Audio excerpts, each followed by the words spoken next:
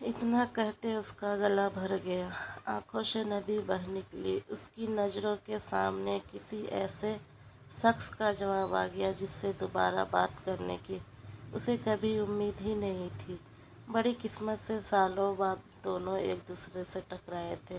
दोनों का साथ स्कूल के बाद बिछड़ गया था। दोनों बहुत रोए थे उस वक़्त, क्योंकि चाहकर भी दोनों का साथ रहना संभव नहीं था। लड़की के परिवार के सामने ये रिश्ता खुलने के बाद दोनों को अलग होना पड़ा था। उधर लड़की की निगरानी दुगनी बढ़ा दी गई थी और इधर लड़के को आगे की पढ़ाई के लिए दिल्ली जाना था। पर इतने साल अलग दिशा में चलने के बावजूद लड़के के दिल में से वो कभी निकली नहीं थी। कोई अपना पहला प्यार भूलता है क्या? हर पल हर वक़्त अपनी पढ़ाई के उस सालों में उसको भुला नहीं पाया था। वक्त धीरे धीरे सारे गम भुला देता है और किसी को खोने का दुख कम होता जाता है। उसका भी हो गया और वो अपने कैरियर को बनाने में और अपने सपनों को पूरा करने में लग गया। दूसरी तरफ लड़की भी धीरे धीरे ये मान चुकी थी कि अब उसका प्यार उसे दोबारा कभी नहीं मिलेगा। सो वह भी अपने घर से कॉलेज, फिर कॉलेज की रूटीन में बंध गई थी। उन दिनों में ना तो उसने फ़ोन जैसा संसाधन उपलब्ध थे, ना ही उसको इस्तेमाल करने की अनुमति उसके घर वालों से उसे मिली थी। मतलब कुछ मिलाकर दोनों के पास एक दूसरे को संपर्क का कोई साधन नहीं बचा था। जहाँ लड़के ने कॉलेज के बाद एक बड़ी कंपनी में नौकरी शुरू कर दी थी, वहीं दूसरी तरफ लड़की ने भी अपने बड़े भाई के स्कूल के प्रबंधक में मदद करनी शुरू कर दी थी। दोनों के ही पास एक दूसरे के बारे में सोचने का समय नहीं रह गया था। जैसे जैसे समय बीतता गया दोनों ने एक दूसरे के बारे में धारणाएं बना ही ली। जैसे उसकी ज़िंदगी में कोई ना कोई तो आ ही गया होगा। इतने साल आजकल लोग कहाँ इंतज़ार करते हैं। वो बड़े शहर में रहता है, कोई ना कोई तो मिल ही गई होगी। या जैसे उसने उसने मुझसे फिर से बात करने की कभी कोशिश क्यों नहीं की? इश्क होता तब ना करते, टाइम पास था सो क्यों करे? प्यार तो दोनों इन सालों के बाद भी एक दूसरे से ही करते थे।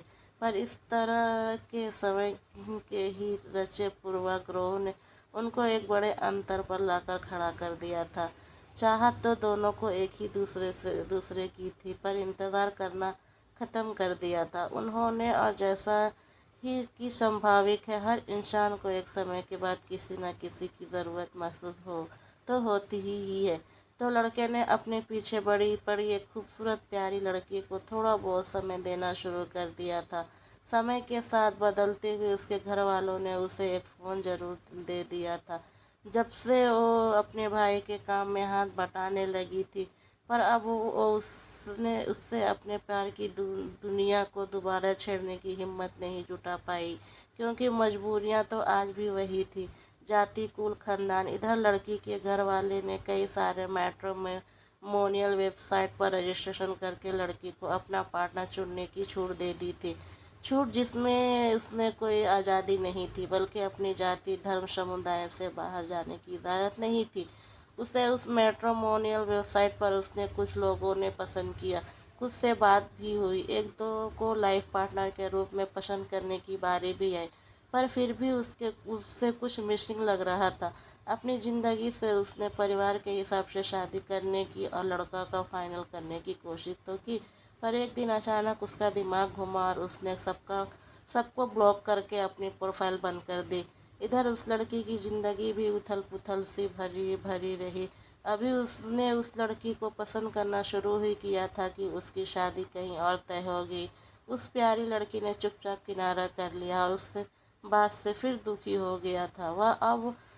और जब इंसान इस तरह दुखी होता है तो उसे हमेशा अपने पहले प्यार की याद आती है। उसी याद में उसने अपनी पहली प्रेमिका को एक पत्र लिखा, जिससे उसने अपने फेसबुक वॉल से पोस्ट भी कर दिया। उसमें उसने अपने प्यार को याद करते हुए वो सारी बातें लिखी जो उससे कहना चाहता था। उसने ये भी लिखा कि उसे उम्मीद नहीं कि कभी वो उसकी कहानी पढ़ेगी भी या नहीं, मगर अगर पढ़े तो ये जान ले कि वो आज भी सिर्फ उसी से प्यार करता है। दूसरी तरफ लड़की ने सोचा कि वो लड़के को फेसबुक पर ढूंढेगी और सिर्फ उसकी प्रोफाइल को देखा करेगी। इंटरनेट इस्तेमाल करने का वो भी अब सीख चुकी थी। मैट्रिमोनियल की कृपा से तो उसके इस्तेमाल से उसने अपना पहला फेसबुक अकाउंट बनाया और उस लड़के को ढूंढना शुरू किया। और ये क्या ये भगवान की कौन सी लीला थी जिसने उसे उस प्रेम पथ तक पहुंचा दिया था। वो तो आज तक यही समझती रही कि लड़का अपनी ज़िंदगी में बहुत दूर निकल गया होगा, पर वो तो आज भी उसी से उसकी आंखों में आंसू उतर आए थे। उसके ने गलत लड़के से प्यार नहीं किया था, इस बात की खुशी के आंसू। वो आज भी उसी से प्यार करता है, इस बात के आंसू को कोई कैसे इतने साल उसका इंतज़ार कर सकता है, कोई कैसे किसी से इतना प्यार कर सकता है, इस बात के आंसू। कई दिन तक वो सोचती रही कि दोबारा उसकी ज़िंदगी में जाए या ना जाए, फिर वही सब चीज़ें होंगी, रोना धोना, गुस्सा, नाराज़गी, एक दूसरे को मनाना। पर अब वो पहले जैसा तो रहा नहीं होगा, क्या पता उसे दोबारा जानकर उसे बदला हुआ पाकर अच्छा ना लगा। फिर एक रात उसने उस प्रेमी पत्र का जवाब उसके इनबॉक्स में दे ही दिया। उसने कहा कि जब प्यार दोनों ने किया तो तकलीफ़ केवल एक को कैसे हो सकती है। उसने भी उसे वो सारी बातें कह दी जो उसने 7 सालों से अपने भीतर दबा के रखी थी। वो सारी बातें कहते हुए उसे जैसा महसूस हो रहा था, वो एहसास उसे मैट्रिमोनी से उगे हुए लोगों से बात करने की कभी महसूस नहीं हुआ था। वो जो सिहरन उसे अपने प्यार को एक जवाब लिखते हुए हो रही थी, वैसी अनुभूति उसके बाद उसे कभी नहीं हुई थी। जीवन में खूबसूरत लोगों से बातें बातें तो सब प्यार से ही करते, पर जो प्यार उस बात में उसे झलकता था वो उसे कभी नहीं मिला। उसके जाने के बाद लड़के ने महीनों से अपना इनबॉक्स नहीं खोला था, पर उस रात पता नहीं अचानक क्या हुआ, उसकी नींद खुल गई और उसे सीधे अपने इनबॉक्स को चेक करना ही याद आया। इनबॉक्स खोलते ही उसके लिए तो उसका सारा वक्त जैसे थम सा गया। वो एक लड़की जिसको उसने उम्र भर चाहा था, उसने उसके प्रेम पत्र का जवाब दिया था। उंगली टच पैड पर स्क्रॉल करने में अक्षम हो गई थी, कांप रही थी, दिल दुगनी रफ्तार में धड़क रहा था।